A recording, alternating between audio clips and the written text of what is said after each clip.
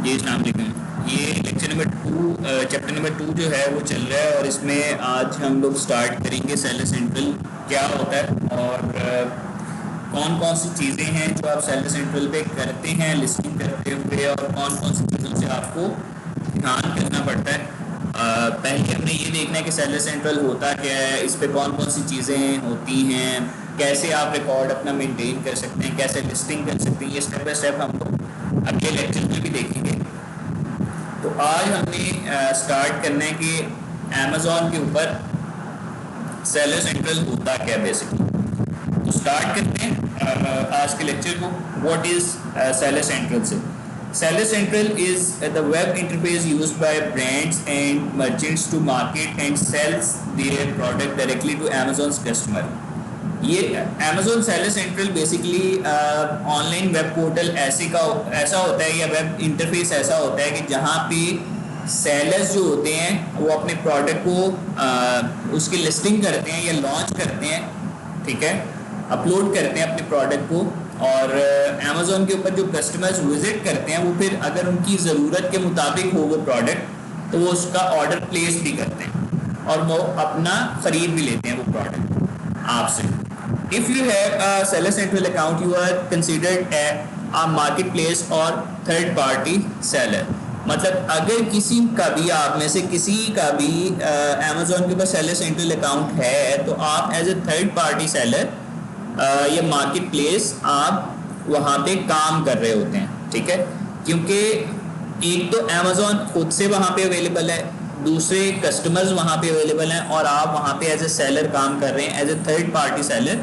क्योंकि Amazon directly वो चीज़ें सेल नहीं कर रहा, आपको वो फैसिलिटी दे रहा है कि आप अपने प्रोडक्ट वहाँ पे सेल कर सकते हैं, ठीक है। अगर अमेज़ॉन डायरेक्टली अपने प्रोडक्ट्स को सेल करेगा तो वो आपके पास कह लें कि थर्ड पार्टी सेलर नहीं होता, वो डायरेक्ट सेलर होता है, ठीक है। अगर वो आपको अपॉर्चुनिटी दे रहा है कि आप अपने प्रोडक्ट वहाँ पे सेल आउट कर सकते हैं तो वो एज ए थर्ड पार्टी आप वहाँ पे अपनी चीज़ों को बेच सकते हैं, ठीक है जी। As a marketplace seller, you have two options for fulfilling orders you receive from Amazon's customer. You can handle the shipping, customer service, and returns for each individual order yourself, or you can allow Amazon to handle this for you by enrolling your products in the Fulfilled by Amazon or FBA program। मतलब जो आपके पास Amazon ने आपको खुद opportunity दी हुई है कि आप फुलफिल बाय अमेज़ॉन मतलब FBA प्रोग्राम को आप यूज़ करते हैं या अपनी एंड से सारी चीज़ों को मैनेज करना चाह रहे हैं, तो आपके पास फुल कंट्रोल होता है कि आपने कैसे काम करना है, ठीक है, किस बिजनेस प्लान के थ्रू आपने काम करना है। कस्टमर सर्विस का काम आप कर सकते हैं, ऑर्डर प्लेस जब होता है तो रिटर्न्स जो आपके पास आने हैं आप अमेज़ॉन को भी कह सकते हैं कि वो आपके इन सारी चीज़ों को हैंडल करे और आप खुद से भी कर सकते हैं, ठीक है। तो ये सारे का सारा कंट्रोल आपके पास सेलर सेंट्रल के थ्रू ही आता है, क्योंकि सेलर सेंट्रल आपका अपना अकाउंट होता है, सेलर अकाउंट होता है। जब आपका अकाउंट बन जाता है वो आपके पास वेब इंटरफेस के अंदर आपके पास सारी चीज़ें हैंडल करने का एक्सेस आ जाता है, ठीक है, as a third party seller. इसके बाद ये एक स्क्रीनशॉट है सेलर सेंट्रल डैशबोर्ड की अमेज़ॉन के हवाले से। तो इस तरीके का जब आप अमेज़ॉन को सर्च आउट करेंगे गूगल के ऊपर से अमेज़ॉन सेलर सेंट्रल, जैसे हमने दराज सेलर सेंट्रल को सर्च आउट किया था, इसी तरीके से अमेज़ॉन सेलर सेंट्रल जब आप लिखते हैं तो आपके पास जो लिंक आता है उसको अगर आप ओपन करें तो इस तरीके से अमेज़ॉन सेलर सेंट्रल का ये डैशबोर्ड है जहाँ पे लॉगिन करने का ऑप्शन है या साइन अप करने का ऑप्शन है। तो ये कैसे अकाउंट बनाते हैं ये भी हम आगे जाके अपने इस लेक्चर में देखते हैं और कौन कौन सी चीज़ें रिक्वायर्ड होती हैं ये भी हम देखेंगे, ठीक है। तो अब सेलर सेंट्रल के अंदर हमारे पास जो फीचर्स हैं या जो जो चीज़ें आती हैं, ऑप्शंस आते हैं, उनको हम देखते हैं। ओपन टू एनीवन मतलब कोई भी बंदा इसको एक्सेस कर सकता है, ठीक है, अपना अकाउंट क्रिएट कर सकता है और एज ए सेलर वहाँ पे अपने प्रोडक्ट को सेल आउट कर सकता है। Sell directly to Amazon customer, कि आपकी जो चीज़ होती है वो अमेज़ॉन के कस्टमर्स तक डायरेक्टली आप चीज़ें बेच रहे होते हैं। आपके और कस्टमर के दरमियान अमेजोन जरूर होता है, लेकिन वो as a service provider online platform provide कर रहा है, या वो अपनी जो भी सर्विसेज दे रहा है उसका आपसे कमीशन या वो सर्विसेज के अगेंस्ट चार्जेस आपसे ले लेता है और आप डायरेक्टली कस्टमर को चीज़ें बेच रहे होते हैं। फिर फ्लेक्सिबल लॉजिस्टिकल ऑप्शंस, आपके अपने कंट्रोल में चीज़ होती है कि आपने खुद अगर एज ए मर्चेंट वहाँ पे काम करना है, फुल एफबीएम के ऊपर काम करना है, तो आप जो ऑर्डर्स होते हैं वो खुद मेंटेन कर रहे होते हैं। अगर अमेजोन ने हैंडल करना है तो अमेजोन के पास मल्टीपल डिलीवरी ऑप्शंस होते हैं, कोरियर कंपनीज होती हैं, तो वो जो लॉजिस्टिक्स होती हैं वो उसको मैनेज कर रहा होता है अपने हिसाब से। ठीक है, तो फ्लेक्सिबल लॉजिस्टिकल ऑप्शंस उसके पास अवेलेबल होते हैं और वो कोई भी किसी भी रीजन के अंदर उसके पास एक से ज़्यादा कंपनीज अवेलेबल होती हैं और वो उनमें से जो भी सूटेबल होती है आपके ऑर्डर के हवाले से वो खुद ही उस चीज़ को हैंडल करती हैं। फिर क्विक पेमेंट टर्म्स के हवाले से है कि आपके पास ऑनलाइन पे करने के भी ऑप्शंस होते हैं। एज ए कस्टमर अगर कोई बंदा वहाँ से चीज़ परचेज करना चाह रहा है या सेलर भी कोई फीचर परचेज करना चाह रहा है, तो आप ऑनलाइन पे करके वो फीचर या ऑप्शन आप अवेल कर सकते हैं। ठीक है, क्विक पेमेंट टर्म्स उसके अंदर आती हैं। कैश ऑन डिलीवरी का ऑप्शन भी होता है, पेपॉल के थ्रू कर सकते हैं, कार्ड्स के थ्रू कर सकते हैं, क्रेडिट कार्ड हो गया, मास्टर कार्ड हो गया, इस तरह की जो भी हैं आपके पास वहाँ पे पेमेंट टर्म्स ऐड होती हैं। फिर ब्रांड कंट्रोल्स रिटेल प्राइसिंग, कि आपका अपना ब्रांड है। ठीक है, फॉर एग्जांपल आप प्राइवेट लेबल इस चीज़ को बोलते हैं कि आपने अपना खुद का ब्रांड बनाया और उस ब्रांड नेम के साथ आप कोई प्रोडक्ट लॉन्च करते हैं तो वो प्राइवेट लेबल प्रोडक्ट कहलाता है। ठीक है, या अक्सर आपने सुना होगा पीएल, लोग बात कर रहे होते हैं ये मेरा पीएल है के हवाले से, पीएल प्रोडक्ट था, मैंने ये ट्रेनिंग ली हुई है इस हवाले से। तो उसके अंदर जो प्राइवेट लेबल प्रोडक्ट होता है वो आप अपने ब्रांड के साथ जब आप लॉन्च कर रहे होते हैं तो आपने उसकी रिटेल प्राइस या जो भी चीज़ें करनी है आप खुद उसको हैंडल कर रहे होते हैं। तो ये ब्रांड कंट्रोल्स रिटेल प्राइसिंग में यही होता है कि आप अपनी चीज़ों को खुद ही मैनेज करना है, खुद ही उसकी प्राइस आपने रिटेल प्राइस एंटर करनी है। ये नहीं होता कि मार्केट के अंदर अगर एक चीज़ इतने में बिक रही है तो आपने भी इतने में बेचनी है। आपका अपना ब्रांड है, आपने अक्सर देखा होगा कि एक चीज़ एक ब्रांड की बहुत सस्ती होती है और दूसरा ब्रांड उसको बहुत महंगा करके बेच रहा होता है। ठीक है, तो वो ब्रांड की अपनी मर्जी है, उन्होंने अपने स्टैंडर्ड मेंटेन किए हुए हैं, जो भी चीज़ें हैं तो उस तरीके से वो हैंडल कर रहे होते हैं। इसी तरीके से आपने अपने ब्रांड को देखते हुए अपनी रिटेल प्राइस प्रोडक्ट की मेंटेन करनी होती है, उसको कंट्रोल करना होता है। ठीक है जी, फिर बात आती है लिमिटेड एडवर्टाइजिंग ऑप्शंस की। इसके ऊपर एडवर्टाइजमेंट के ऑप्शंस भी होते हैं, जैसे कुछ लोगों का अगर बैकग्राउंड है तो उन्होंने पीपीसी कैंपेन का नाम सुना होगा। ठीक है, होता उसमें ये है कि अमेजोन खुद आपको एडवर्टाइजमेंट करने के लिए अलाउ करता है। जैसे आपने अक्सर देखा होगा कि यूट्यूब चैनल्स के ऊपर आप वीडियो देखते हैं तो वहाँ पे यूट्यूब की ही अपने चैनल्स की वीडियो भी आ रही होती हैं एज ए कह लें कि ऐड के तौर पे। इसी तरीके से जब आप अमेजोन के ऊपर कोई भी कस्टमर सर्च करता है तो वहाँ पे उसको ऐड नज़र आ रहे होते हैं डिफरेंट प्रोडक्ट्स के, तो वो अमेजोन ने खुद अलाउ किए होते हैं इसलिए उनको वहां पे नजर आ रहे होते हैं। तो लिमिटेड एडवर्टाइजिंग ऑप्शंस के अंदर वहां पे अमेजोन आपको अलाउ करता है कि आप अपने प्रोडक्ट को मार्केट भी कर सकते हैं, उसकी मार्केटिंग कर सकते हैं, उसकी एडवर्टाइजमेंट कर सकते हैं अमेजोन के प्लेटफॉर्म के अंदर रहते हुए भी। ठीक है, तो ये जो ऑप्शन है इसका ये मतलब है। फिर बात आती है complex sales process. Sales process थोड़ा सा कम्प्लेक्स भी होता है वो इस हवाले से कि अगर फॉर एग्जांपल आपका प्रोडक्ट है, आपने लॉन्च किया था, अब उसके अंदर अमेजोन के कमीशंस भी चल रहे हैं, आपके पास भी जो है वो जो अमाउंट है वो आपके पास भी आनी है, पेमेंट आपके पास भी आनी है। फिर अमेजोन ने जो कोरियर कंपनीज यूज़ की हुई हैं सामान डिलीवर करने के हवाले से उन्होंने उनको भी पे करना है। तो ये सारे का सारा जो पेमेंट या सेल्स का प्रोसेस है उसके अंदर ये सारी चीज़ें इंटरलिंक हुई होती हैं। तो ये कॉम्प्लेक्स सिस्टम है सेल्स के हवाले से, लेकिन अमेजोन ने सारी की सारी चीज़ को हैंडल बड़े अच्छे तरीके से किया हुआ है। इनहैंस ब्रांड कंटेंट, आपने अक्सर देखा होगा कि जो जैसे यूट्यूब चैनल्स हैं या फेसबुक पेजेस होते हैं या दराज के ऊपर आप अगर किसी स्टोर को ओपन करते हैं तो वहां पे उन्होंने प्रॉपर स्टोर को मैनेज बड़े अच्छे तरीके से किया होता है। ठीक है, मतलब उन्होंने कवर इमेजेस लगाए होते हैं, लोगो लगाया होता है और अपने पूरे स्टोर को या पेज को मेंटेन किया होता है, या चैनल को मेंटेन किया होता है। इसी तरीके से brand enhance brand content Amazon के अंदर स्टोर को डेकोरेट करने के लिए ऑप्शन है। ठीक है, आप इस फीचर को यूज करते हुए अपने स्टोर को बड़े अच्छे तरीके से मेंटेन कर सकते हैं और अपने प्रोडक्ट को बड़े अच्छे तरीके से डिस्प्ले करवा सकते हैं कस्टमर के सामने।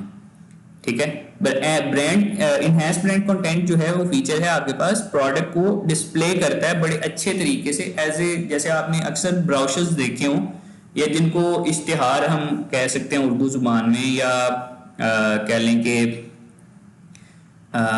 पम्फलेट्स जैसे हम बनाते हैं बड़े अच्छे तरीके से डिजाइन करके, सेम उसी तरीके से अगर आप सिंपल वे में प्रोडक्ट को डिस्प्ले करवाते हैं लिस्टिंग करते हुए, तो आपके कस्टमर को चीजें समझ तो आ जाती है लेकिन कभी कभार वो कंफ्यूज भी हो जाता है।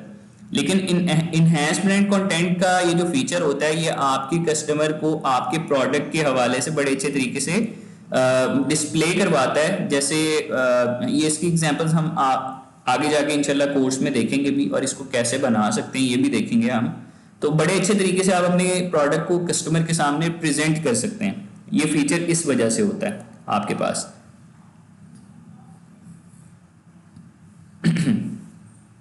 अब Amazon सेलर सेंट्रल प्रोज क्या है, कि बेनिफिट्स क्या है Amazon सेलर सेंट्रल के। सबसे पहले जो बेनिफिट है वो है आपके पास एनालिटिक्स का। Seller Central provides you with significant amount of customers data at no charge. As a seller, you have access to Amazon customers data that can be used for a multiple of purposes. While it is strictly prohibited to remarket to Amazon's customer, that data can be used to better understand who is buying which product and where. अब आपके पास जो भी customer आता है आपके पास उसकी detail होती है कि जी ये कस्टमर था। जैसे दराज के ऊपर कोई भी कस्टमर आपको ऑर्डर प्लेस करता है या कहीं पे भी इस तरीके से कोई कस्टमर आपको अप्रोच करता है तो आपके पास उसकी डिटेल होती है। ठीक है, अब उसने कौन सा प्रोडक्ट परचेज किया, किस टाइम किया, क्या उसका एड्रेस था, उसकी डिटेल्स क्या थी, वो आपके पास आ जाती हैं। लेकिन वो आपके पास कह लें कि कॉन्फिडेंशियल होती हैं, आप वो किसी के साथ शेयर नहीं कर सकते हैं। ठीक है, तो ये जो चीज़ें हैं ये आपके पास ऑनलाइन मेंटेन हो रही होती हैं, आप इनको यूज़ भी कर सकते हैं। कैंपेन्स जब आपके पास चल रही होती हैं तब कुछ लोग इन चीज़ों को यूज़ भी करते हैं, डायरेक्टली कस्टमर्स के साथ कांटेक्ट भी करते हैं, लेकिन वो सही चीज़ नहीं होती। तो Amazon के ऊपर सेलर सेंट्रल के अंदर आपके पास जो कस्टमर्स का डाटा होता है वो बड़े अच्छे तरीके से मेंटेन कर रहे होते हैं, लेकिन आप उसको एक्सेस भी कर सकते हैं, लेकिन उस टाइम जब आपने कस्टमर को सामान डिलीवर करवाना है। उसके अलावा आप अगर उसको यूज करेंगे तो वो सही बात नहीं है। लेकिन ये है कि कुछ लोग मार्केटिंग करने के लिए उस चीज़ को यूज भी करते हैं। मैनीचैट्स और इस तरह की टूल्स हैं, वहाँ पे कस्टमर के साथ ना डिटेल शेयर करते हैं वो अपने न्यू प्रोडक्ट्स की, कि अगर आप इंटरेस्टेड हैं तो हमें ऑर्डर प्लेस करें, और इस तरीके से वो मार्केटिंग के पर्पस के हवाले से अगर आपने यूज करने हैं तो फिर भी चल सकता है, लेकिन किसी की इंफॉर्मेशन आप ऐसे शेयर कहीं पे किसी भी दूसरे बंदे के साथ नहीं कर सकते हैं। फिर बात आती है प्राइसिंग कंट्रोल की। As a seller you have the ability to control retail pricing, so you are able to maintain established retail pricing for other channel partners. Also, you are able to automatically match your competitors' pricing to stay competitive. मतलब ये है कि आपके पास जो price control, जैसे मैंने आपको brand retail price control के वाले से बात की थी, तो आपका अपना ब्रांड होता है या आपका जो कंपेटिटर है वो कितने में चीज़ सेल आउट कर रहा है, आप यहाँ से चेक भी कर सकते हैं और उस हिसाब से अपनी प्राइस को कंट्रोल भी कर सकते हैं। ठीक है, कि आपका कंपेटिटर एक चीज $5 में बेच रहा है तो आप उसको कितने में बेचेंगे, आपकी क्वालिटी कैसी है, क्वालिटी को देखते हुए आप अपनी प्राइस को कंट्रोल कर सकते हैं, खुद इसे हैंडल कर सकते हैं रिटेल प्राइस को। तो ये जो है ना प्राइस कंट्रोल का फीचर आपके पास Amazon सेलर सेंट्रल में आता है। फिर आपके पास messaging control. Often manufacturers discover that their retail partners and or unknown third-party sellers list and sell bundles or older version of their product without consent. Typically, these listings have limited content or images. The only way to control these unauthorized listing is through a Seller Central account that has been enrolled in Amazon's brand registry program. अब ये brand registry programme जो है Amazon का आपके पास होता है कि आप अपने ब्रांड को रजिस्टर करवाते हैं, ठीक है। अगर आपने प्राइवेट लेबल प्रोडक्ट अगर लॉन्च करना है तो FBA प्रोग्राम के अंदर, तो उसके अंदर ये होता है कि आपके पास मैसेजिंग कंट्रोल में कुछ ऐसे भी पुराने सेलर्स होते हैं जिन्होंने अपना ब्रांड रजिस्टर नहीं किया होता, वो कोई ऐसी चीज बेच रहे होते हैं जो एक से ज्यादा सेलर बेच रहे हों, ठीक है। तो होता यह है कि मैन्युफैक्चरर्स ऐसे अपने रिटेल पार्टनर्स को या थर्ड पार्टी सेलर्स को ढूंढ भी लेते हैं और उनसे कहते हैं कि भाई अगर आपने अपने ब्रांड नेम के साथ आपने प्रोडक्ट को लॉन्च करना है तो ठीक है, अदरवाइज आपकी लिस्टिंग जो है ना अनऑथराइज्ड है, क्योंकि हमने अपने ब्रांड को रजिस्टर किया हुआ है। या तो हमसे आप डिस्ट्रीब्यूशनशिप ले लें या डीलरशिप ले लें। तो वो मैसेज कंट्रोल सिस्टम इसके अंदर होता है। आप अपने सेलर से भी कांटेक्ट कर सकते हैं एज ए, अगर आपने मैन्युफैक्चरर काम कर रहे हैं तो आप वहां से अपने रिटेल पार्टनर्स को या थर्ड पार्टी सेलर्स को भी ढूंढ सकते हैं और उनके साथ आप डील कर सकते हैं कि जी हम पहले जो था ना हमने ऑप्शन दिया हुआ था कि आप फ्री में काम कर लें, लेकिन अभी हमने अपना ब्रांड जो है वो रजिस्टर किया हुआ है और हम अलाउ ये कर रहे हैं कि आप एज ए पार्टनर हमारे साथ काम कर लें, अदरवाइज आपकी जो लिस्टिंग है ना वो हमारे कंट्रोल में है और वो अनऑथराइज्ड लिस्टिंग है। तो हमारे साथ आप या तो ब्रांड रजिस्ट्री प्रोग्राम में इनरोल हो जाएं, अदरवाइज आपको सस्पेंड किया जा सकता है, ठीक है। तो इसका ये फायदा है कि आपके पास सिक्योर सिस्टम है, कोई भी बंदा आपकी चीज को आपकी परमिशन के बगैर सेल नहीं कर सकता मार्केट में, ठीक है। जैसे कोई भी आप प्रोडक्ट लें, जैसे कोई ग्लासेस हैं, आपने अपने ब्रांड नेम के साथ पहले आपने वैसे ही लॉन्च की हुई थी, लेकिन बाद में आपने नाम रख दिया, ठीक है। अगर किसी और बंदे ने आपकी चीज सेल आउट करनी शुरू कर दी है तो आप उसको कह सकते हैं कि भाई हमने अपना ब्रांड रजिस्टर किया हुआ, या तो हमसे डिस्ट्रीब्यूशनशिप ले लो या अदरवाइज हम आपको सस्पेंड करवा सकते हैं क्योंकि आपकी लिस्टिंग अनऑथराइज्ड है, ठीक है। आप इलीगल वे में हमारे प्रोडक्ट को सेल आउट कर रहे हैं। कभी भी आपने ये नहीं देखा होगा कि एप्पल का या सैमसंग का कोई भी प्रोडक्ट कोई भी बंदा बगैर ऑथराइजेशन के नहीं सेल कर रहा होगा, या डिस्ट्रीब्यूशनशिप अगर उस बंदे के पास है, डीलरशिप है, तो ही वो उस चीज को बेचने के लिए उसको अलाउ किया जाता है कि वो बेच सकता है, अदरवाइज उसको अलाउ नहीं होता। कोई भी बंदा वैसे उस चीज को सेल आउट नहीं कर सकता। तो Amazon के ऊपर भी सेम इसी तरीके से बहुत ज्यादा सिक्योर सिस्टम है और कंट्रोल्ड है। अब इसके अंदर जो इसके डिसएडवांटेजेस हैं, जो इसके कॉन्स हैं, हम इनको देख लेते हैं। Amazon सेलर सेंट्रल कॉन्स के अंदर सबसे पहले बात आती है फुलफिलमेंट कॉस्ट की। ये हम पहले भी बात कर चुके हैं पिछले लेक्चर के अंदर कि FBA प्रोग्राम के अंदर आपके पास Amazon सर्विस चार्जेस लेता है, फुलफिलमेंट चार्जेस लेता है। वो वैसे तो उसका वो हक बनता है क्योंकि वो आपको सर्विसेज दे रहा है, तो इसमें इसका कॉन्स के हवाले से बात करनी नहीं बनती, लेकिन फिर भी एक तरीके से इसका नुकसान ही है कि आपको वहाँ पे कुछ एक्स्ट्रा चार्जेस पे करने पड़ते हैं। ये आगे जाके हम लोग बात करेंगे। तो FBM के ऊपर आपको ज्यादा कॉस्ट पड़ रही होती है, FBA के प्रोग्राम में फिर भी आपको कम कॉस्ट पे करनी पड़ती है, कुछ सिनेरियोज के अंदर आपको ज्यादा पे भी करनी पड़ जाती है। तो ये बिजनेस टाइप आपकी या आप किस प्लान के ऊपर काम करें, ये चीजें उनके ऊपर डिपेंड करती हैं। तो फुलफिलमेंट कॉस्ट की अगर बात करें तो often times the shipping and और fulfilment cost limit your ability to sell low priced items on Amazon. At the time of this article being written, the minimum fulfillment charges for non-media FBA item is $2.41, not including Amazon's commission. मतलब ये कि जो आपके पास FBA का कोई single item भी है for example, तो उसके ऊपर तकरीबन $2.41 जो था ना Amazon के फुलफिलमेंट चार्जेस मिनिमम वो पर आइटम लेते रहे, ठीक है। ये डिफरेंट कॉस्ट होती है, आप इसको फिक्स नहीं कैलकुलेट कर सकते, हर प्रोडक्ट का डिफरेंट फुलफिलमेंट कॉस्ट होता है। तो Amazon अगर उस चीज को हैंडल कर रहा है, प्रोसेस कर रहा है आपकी चीजों को, तो Amazon ने आपसे कमीशन भी लेना है, ठीक है। कमीशन अलग होता है, फुलफिलमेंट फी अलग होती है। कमीशन जो है वो अमेजोन उस मद में लेता है कि आपको वो सर्विस दे रहा है कि आप अपना प्रोडक्ट ऑनलाइन सेल कर सकते हैं। जो फुलफिलमेंट फी होती है उसमें ये होता है कि आपके पास अमेजोन ने आपको वेयर हाउस भी दिया हुआ है, आप वहाँ पे चीज़ें अपनी स्टोर करवा लेते हैं, जब ऑर्डर आता है अमेजोन खुद ही पिक करता है, खुद ही पैक करता है और चीज़ डिलीवर करवा देता है। ठीक है, तो फुलफिलमेंट फी के अंदर वो आपसे ये चार्जेस लाजमी लेता है। तो ये एक तरीके से इन्होंने इसका नुकसान बताया कि फुलफिलमेंट आपके पास चार्जेस ये लेते हैं। ठीक है, अब यहाँ पे अमेजोन सेलर सेंट्रल होता क्या है, कौन कौन सी चीज़ें फीचर्स इसके ऊपर अवेलेबल होते हैं और इसके प्रोज क्या हैं कॉन्स क्या हैं, यहाँ पे हमारा ये टॉपिक फर्स्ट एंड हो रहा है। ठीक है, नेक्स्ट जो वीडियो लेक्चर होगा उसके अंदर हम लोग लिस्टिंग के हवाले से चीज़ों को डिस्कस करेंगे कि कौन कौन सी चीज़ें लिस्टिंग के ऊपर आपको करनी चाहिए, कौन कौन सी चीज़ें आपको नहीं करनी चाहिए। तो यहाँ पे फर्स्ट जो टॉपिक है हमारा कंप्लीट हो रहा है। नेक्स्ट टॉपिक हम इंशाल्लाह नेक्स्ट लेक्चर के अंदर स्टार्ट करते हैं। तो जज़ाकल्लाह।